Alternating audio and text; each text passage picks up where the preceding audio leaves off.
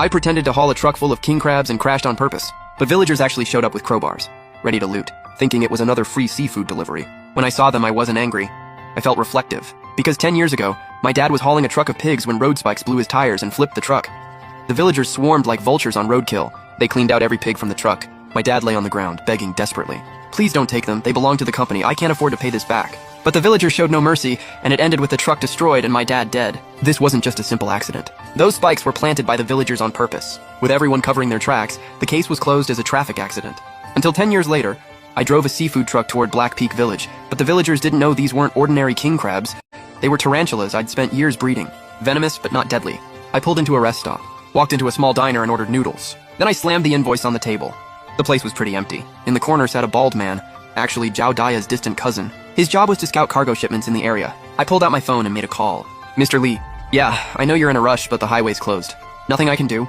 With that rough trucker voice and anxious tone, I said I'd take the back road. But Mr. Lee, that old route's rough. Gonna need extra pay. All right, long as the money's right, I'm rolling. Don't worry, if even one king crab dies, you can dock my pay. That's 800K worth of cargo, I'm more careful than you are. I hung up and scarfed down a few bites of noodles. At checkout, I deliberately dropped the invoice that read King Crab's 800K on the floor, then scrambled to pick it up.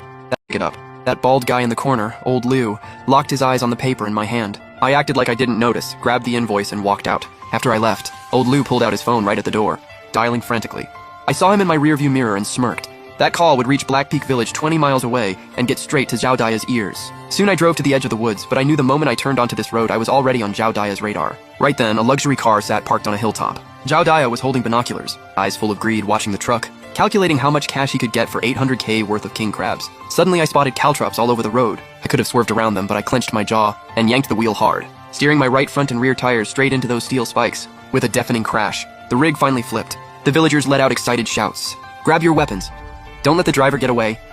Watching those figures sprinting toward me, in that moment I felt no pain inside the cab, so I reached for the switch hidden under the dashboard. The backup switch for the cargo bay's electronic lock, and the master control for the hidden cameras. In the darkness, inside the trailer that was supposedly full of spiders, dozens of damaged crates were trembling. Thousands of enraged black death dealers searching for a way out. Then I heard a man's voice outside the window.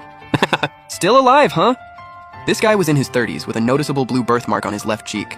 I'd seen him in the files. His name was Zhao Sanggu, Zhao Daya's nephew and the muscle who'd risen up in the village these past few years. I steadied my breathing and started banging on the bulletproof glass. Help me!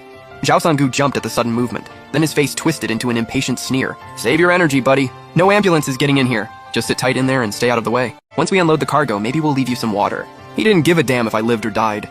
He turned and barked at the crew behind him. What are you all standing around for?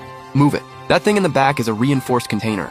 Get the tools. At his command, more figures poured out. Some carried burlap sacks, some wielded crowbars. Even a few women showed up with baskets. Their faces showed zero sympathy for the crash, just the frenzy of looters about to divide the spoils. I struggled to lift my right hand. Fumbling around in the hidden compartment under the dashboard, my fingertips touched a cold metal button. The activation switch for the cab's 360 camera, equipped with infrared night vision, in the corner of the dashboard. A pinhole-sized indicator light switched from red to green and started blinking steadily. From that moment on, everything happening here would be recorded in HD and uploaded in real time to the cloud via satellite.